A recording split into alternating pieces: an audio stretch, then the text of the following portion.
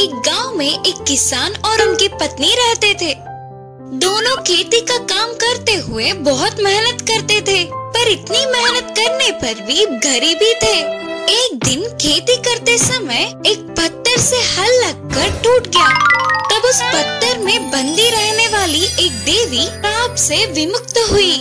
कई सालों से पत्थर में बंदी रहने वाली देवी को विमुक्ति मिलने से धन्यवाद करते हुए किसान और उसकी पत्नी को 3 वरदानों का प्रसाद दिया। तुरंत ही पत्नी ने किसान से कहा, अरे पैसे पूछेंगे, पैसे है तो सब वही ठीक होगा, बोली पत्नी। तब किसान ने कहा, नहीं, अचानक उतने पैसे आएंगे तो चोर आकर चुरा ले जाएंगे, हमें ध्यान से सोच के बताना पड़ेगा। इससे देवी ने भी उसे एक दिन का मोहलत दिया।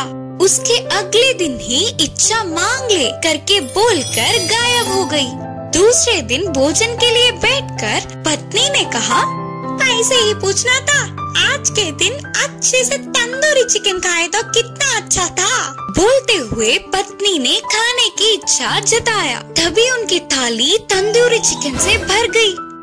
किसान गुस्से से बोला, बेकार में एक वरदान को नष्ट कर दिया तूने, अब उस तंदूरी चिकन को अपने नाक में घुसा ले। बोलकर किसान ने अपनी पत्नी को डांटा।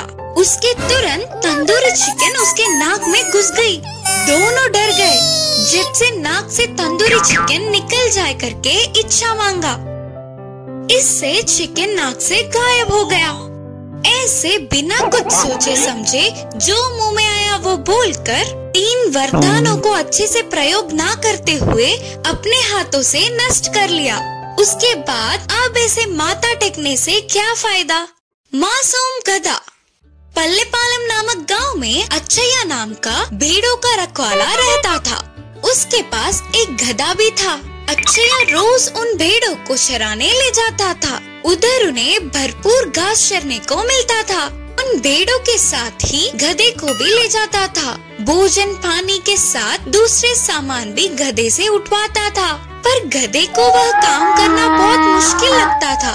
हमेशा की तरह भेड़ों को चराने ले जाने तैयार होने वाले अच्चैया के पास उसकी पत्नी आकर बोली, है जी, शायद बारिश आने वाली है, बादल छाए हुए हैं ना, लगता है आज भेड़ों को ना ले जाना ही अच्छा होगा।